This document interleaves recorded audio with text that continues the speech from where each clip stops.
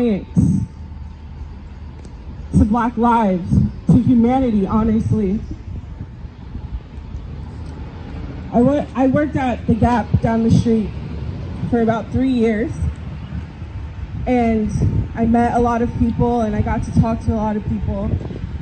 And I also was treated a certain way at times, because that's how some of us Black people had to deal with it. People looking at us or people needing help, and when I tried to help them, ignoring me and going to my white associates because maybe they know a little bit more. Yesterday I got to talk in my hometown, Nutley.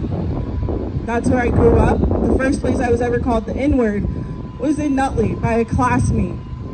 I had her mother tell the principal, well, she is. And when my mom tried to fight that, or anytime she stood up for me, my mom was the mad Black woman. And that's how society has let Black people down. Whenever we try to defend ourselves, to stand up for ourselves, we are angry. They're out of line. Why are they acting like this? And all we're trying to say is, why aren't you listening to us? We have the same hurt you have. And we saw that starting with Trayvon Martin. I can't go to the store and get an iced tea. I'm a threat. I can't go for a jog. I'm a threat. I can't walk into the corner store because I'm a threat. I'm gonna steal something. I'm going to hurt you. Why? Why does my color affect others so much? So I want everyone here to realize you have to keep making people uncomfortable. You have to keep that conversation going, because it's happened too many times.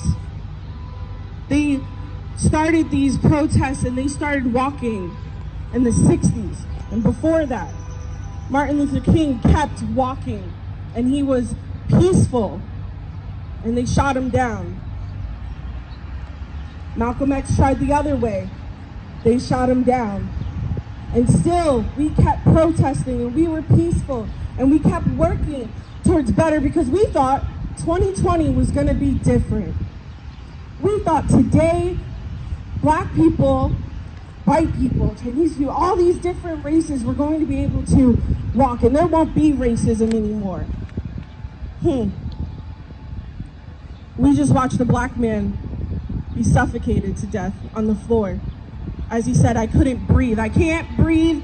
He called for his mother, who was dead. And still, they sat on him. An essential worker, Breonna Taylor, asleep in her bed. Essential worker, meaning she was saving people's lives not based on their color, but because that's what you do. And they shot her. You have to keep these names going. I've been to 3 protests. Yesterday in Nutley, the mayor said, whatever, because he didn't want to admit the cops committed murder. Because that's what it is. When you take someone's life, it's a murder. So that's an official. That's an official that is leading a town. Garfield, he said, that guy that got killed. That guy, that's a man. He has a name. His name is George Floyd. Breonna Taylor has a name. Trayvon Martin has a name. Ahmaud Arbery has a name. And if you forget, and if you stop saying their names, they win. Silence is violence. You have to keep going. You keep making your officials, your leaders that do not care about Black lives, that do not care about the right thing, make them remembered. And that's what this is doing. So all us young people, you go home, you talk to your parents and your grandparents, and you make sure they remember, that you tell them, Mom, Dad, respectfully, Black lives matter. And even if they tell you, well, all lives matter, then why aren't you angry? If all lives matter, why aren't you mad? So keep going, guys. Keep pushing. Because if we don't, they won't. So keep going. Thank you, Ridgewood.